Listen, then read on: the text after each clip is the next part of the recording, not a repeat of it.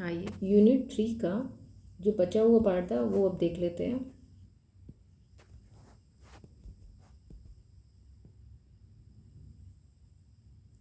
Second part तक वहाँ हो चुका था।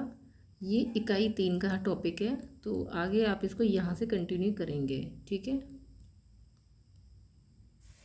थर्ड पॉइंट है भक्ति भावना की प्रधानता। सभी कवियों में भक्ति भावना की प्रधानता है, ठीक है।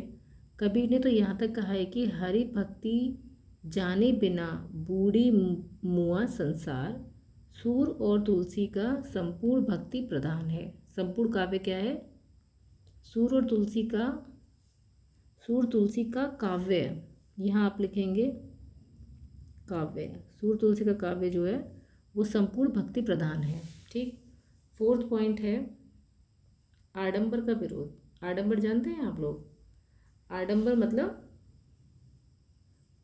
बुराइयाँ। जैसे सभी भक्ति कवियों में बाह्य आडंबरों का विरोध किया है कि पूजा के लिए ऐसा ऐसा करना होगा, ये करो, फूल लगाओ और ऐसे आसन रखो, कुछ नहीं। उन्होंने कहा सिर्फ और सिर्फ आप बस मन में आंखें बंद करके ईश्वर से संबंध बना सकते हो, कुछ इधर उधर कुछ कार्य करने की ज़रूरत नहीं है, ठीक है।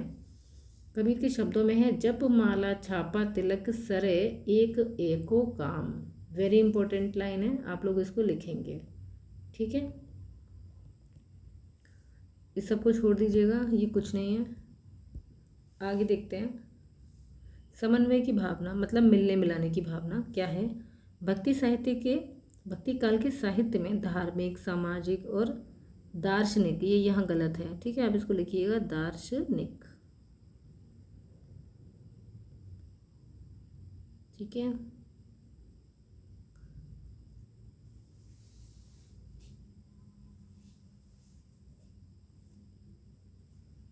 दार्शनिक आदि सभी क्षेत्रों में समन्वय की भावना मिलती है।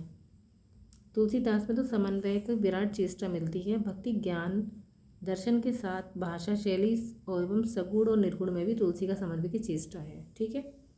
नेक्स्ट देखते हैं।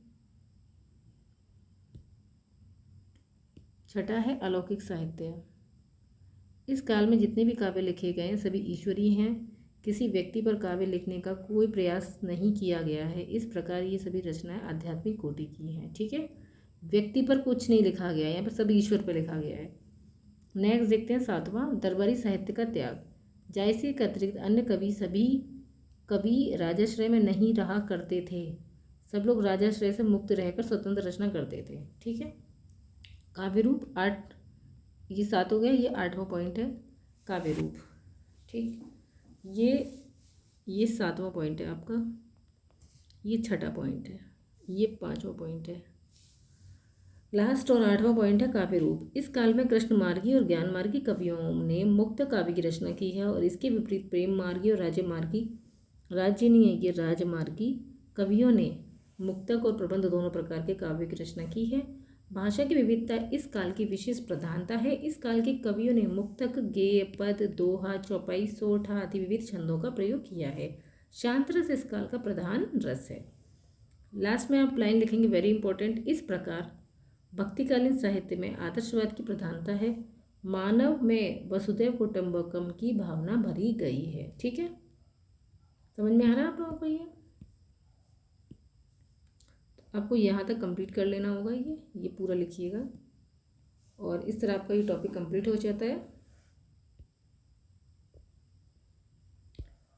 और सभी इसको अच्छे से ध्यान से लिखिएगा और सभी को बहुत बहुत धन्यवाद। अच्छे से नोट्स बनाइएगा। Thank you.